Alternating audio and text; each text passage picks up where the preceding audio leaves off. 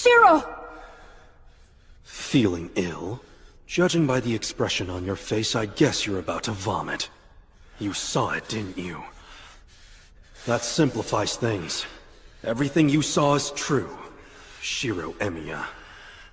That's what catching up to me means. See it again for yourself. The world I ended up in.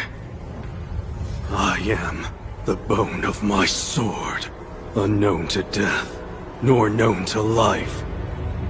Unlimited blade works!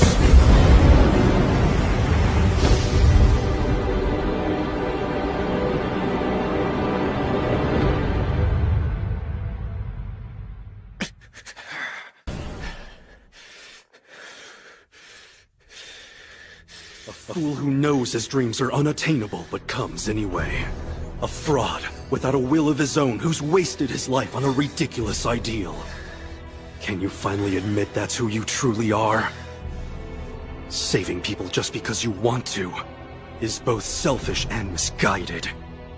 You're a defect of humanity. You should never have existed in the first place. There's no point in a life like yours. You know that I'm your ideal, and you should know now that your dream never comes true.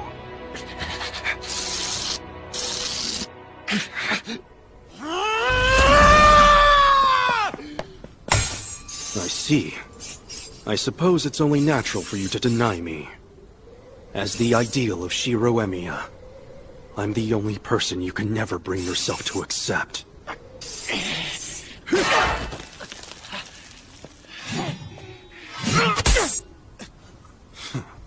Now tell me, knowing what you know, do you honestly want to be a hero of justice?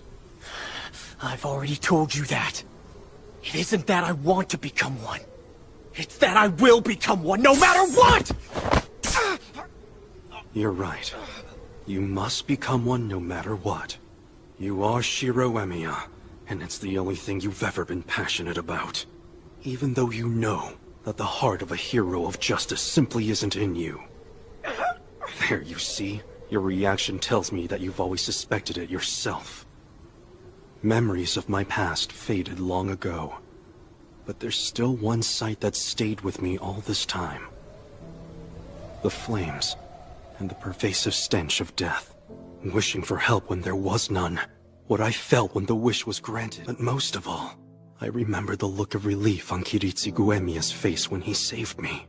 That is where your dream began. It was some time before you finally felt gratitude for being saved. You adored Kiritsugu Emiya, that's all. And because of him, because you saw how happy he was when he saved you, you began to think you could have the same thing. He's right. It wasn't me who was saved that day. A massive blaze that left no survivors. A child who should have been beyond saving, and the man who stumbled across him. To tell the truth, I don't know which one was the real miracle. Children will often idolize their parents. But when he died, a curse was your inheritance. At that moment, that man left you no choice but to become a hero. You cling to are second-hand. Ideals Kiritsugu Emiya failed to live up to. In the end, all you're doing is imitating what he believed was right. You're wrong. Hero of justice. Don't make me laugh. Just because the idea consumes you, it doesn't mean helping others is something you truly want. It's nothing but a borrowed dream. Someone like you thinking you can be a force for good. It is the height of hubris!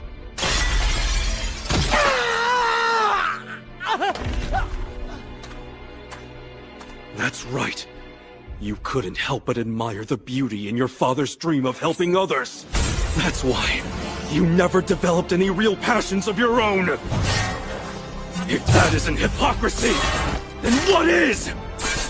You're driven by this ridiculous obsession with sacrificing yourself for the sake of others, blind to your own arrogance. No! But in the end, you're a fraud, and your hypocrisy can't save anyone. How could you when you never knew who you should save to begin with? And look, this is the result. You could never be a savior. You never had anything to save. You became the embodiment of justice. And justice can be cruel! Your ideals are falling apart. Maybe other people aren't more important than you are. It's dawning on you that a world where everyone is happy is just a fairy tale. And if you can't live without that dream, let it drag you down and drown you.